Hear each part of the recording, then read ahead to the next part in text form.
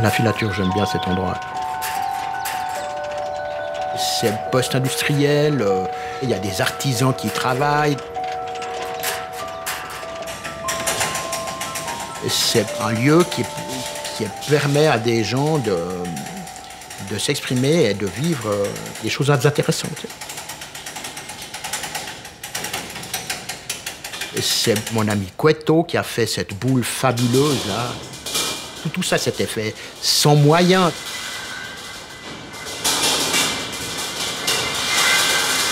La filature à la Sarabe, c'était d'abord un club qui s'appelait la Bille. C'était un lieu de sortie qui était un peu underground. J'ai toujours bien aimé, moi, être avec des gens qui étaient marginaux. Je me rappelle plus quand le bégaiement a commencé, mais ça m'a pas vraiment... Ça m'a gêné quand j'étais plus jeune. Maintenant, ça va, je me suis habitué. D'ailleurs, les gens autour de moi, je crois qu'ils n'entendent plus que je bégaye. Ça dépend des moments aussi. Mais ça peut être utile. Des gens, ils t'écoutent mieux des fois quand tu bégayes.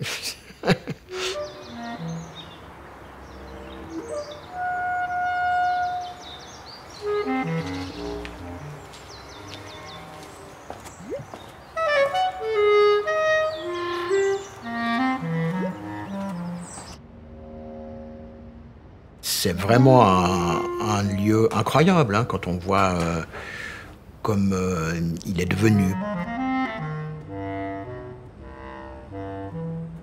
Je trouve ça tout à fait inspirant.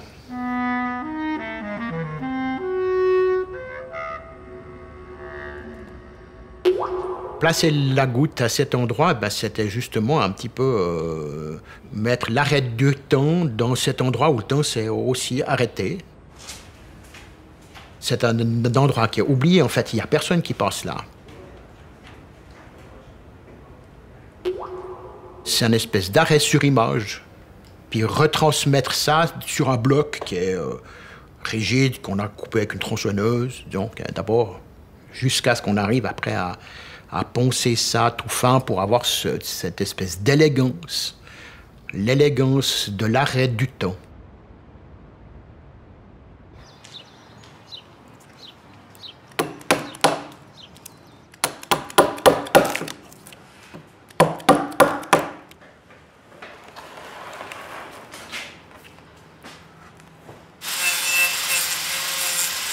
Quand j'étais petit, j'avais aussi déjà une deuxième nature où j'ai pu m'évader dedans, qui m'a servi toute ma vie. C'est un monde où je pars dans le rêve. Comme ça, je pouvais échapper au monde qui était un peu plus dur à la maison, punitif, où on était élevé d'une façon chrétienne, très très stigmatisé, etc. Donc on avait peu de liberté.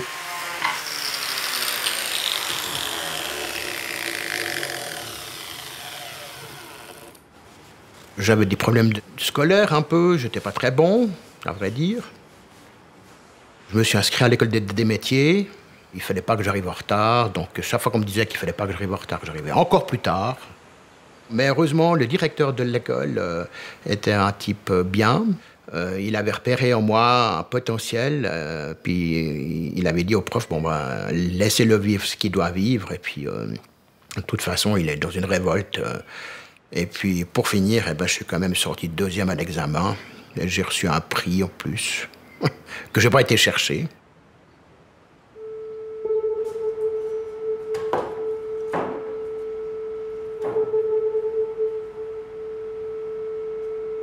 Le dernier patron m'avait dit « Ah, monsieur Staub, vous travaillez bien, vous êtes superbe, mais vous êtes un petit peu comme un oiseau sur une branche. » Puis moi, j'ai réfléchi, j'ai dit « Wow, c'est un oiseau sur une branche. » J'ai fait « Tcha, tcha, l'oiseau s'envole. » Et puis, je n'ai pas demandé mon salaire, rien du tout, mais juste cet acte-là était fabuleux.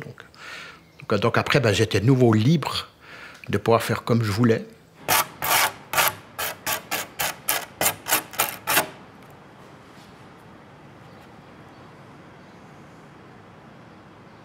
Travailler avec le bois brut, c'est regarder le bois d'une autre manière. On est déjà en contact avec un être qui a poussé, qui a existé, et puis qui existe encore maintenant parce qu'il nous offre la possibilité de travailler sa chair.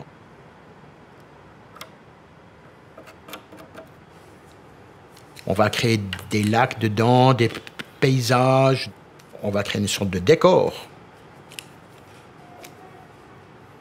Je recherche l'artistique, tout le temps.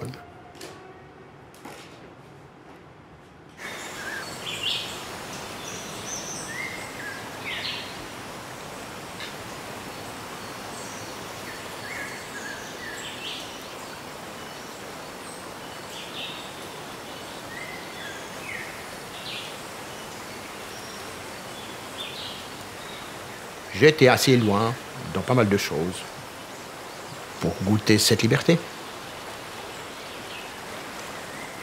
C'est-à-dire la prise de drogue, des voyages. J'ai fait un voyage initiatique en Afrique, en stop. Donc ça m'a permis d'aller dans des endroits dangereux sans finalement y laisser des plumes. Ou en tout cas pas trop. Je suis toujours le gamin qui a besoin de découvrir un autre monde, une autre dimension, d'aller me promener quelque part. Ouais. Et d'être ouvert, de repérer, d'apprendre encore plus, de regarder un insecte, de regarder tout, ouais, tout. Je fais des dessins, et ça me permet d'être arrêté, déjà, de ne pas consommer non plus, prendre des photos, clic, clic, clic, puis après fini, je veux dire, après, ah, j'ai fait cet endroit, c'est pas trop mon truc de dire que j'ai fait. D'ailleurs, on ne fait pas grand-chose, justement.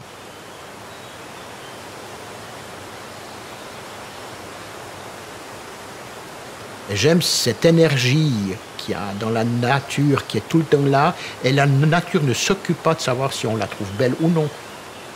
Elle l'est comme ça parce qu'en fait, elle fait ce qu'elle doit faire. Elle est dans son rôle total. C'est vraiment une leçon incroyable.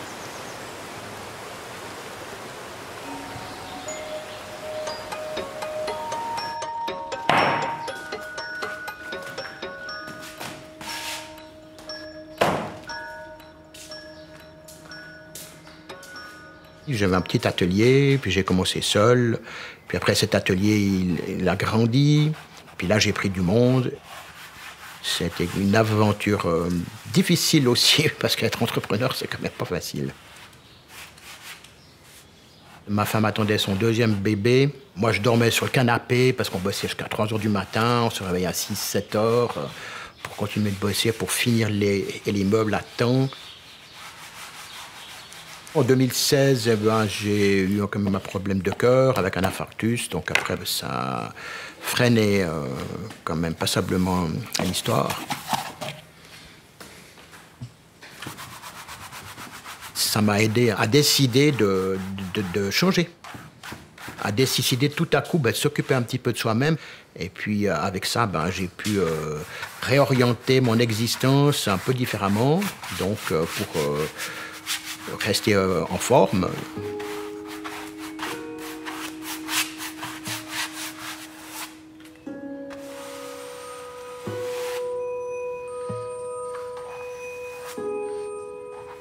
C'est surtout une recherche de trouver un autre espace, en fait, une autre dimension. En recherchant une forme, on va s'écouter pour savoir qu'est-ce qu'elle apporte, qu'est-ce qu'elle nous fait comme effet, en fait. Et puis après, on arrive à trouver des effets de plaisir, où notre âme pourra aller se promener.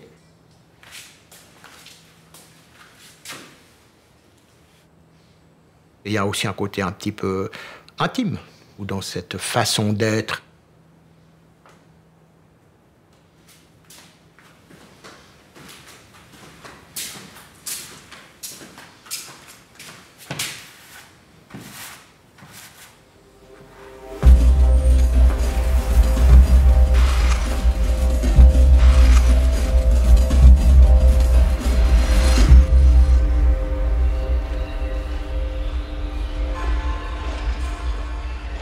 Corte Nascosta, la cour secrète. À Venise, il y a plein d'endroits entre les maisons qui, en fait, n'existent pas sur la carte. Donc, c'est des courses secrètes.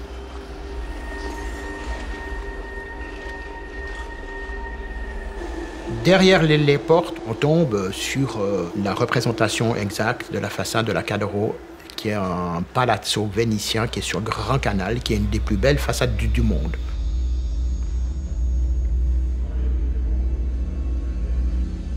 Ça a duré 6-7 mois uniquement pour sculpter cette façade.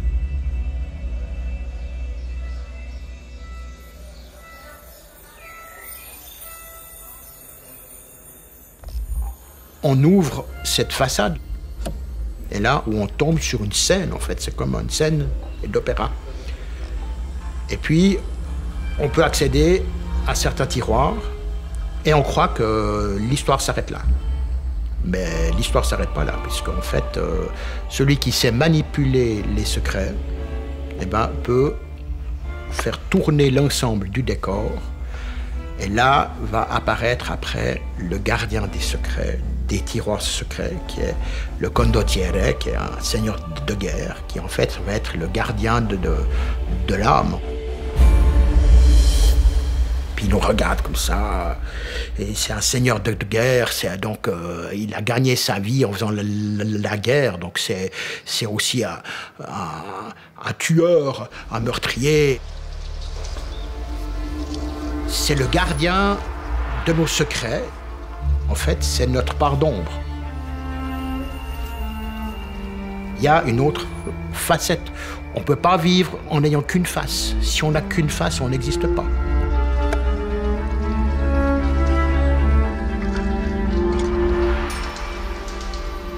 Créer un meuble de haute ébénisterie. Je m'inscris aussi dans cette perfection-là, artisanale, d'aller jusqu'au bout.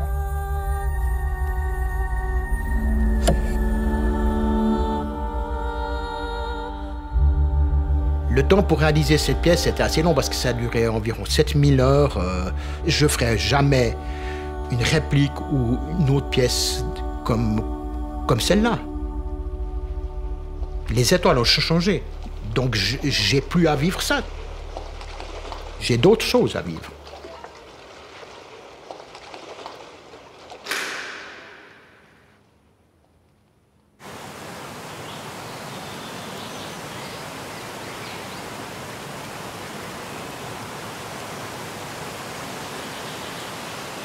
La nature, elle est comme ça. C'est d'une méticulosité hallucinante. Comment faire quelque chose d'aussi beau que ça? Je veux dire, même ce qu'on a fait dans Corte Nascosta, eh ben, on n'arrive pas à faire ça. Et en plus, ça, c'est vivant. Je ne sais pas si on peut dire vive l'infarctus, mais disons vive les expériences qui nous font changer de cap si on est assez ouvert par rapport à ce qu'on peut faire de soi-même.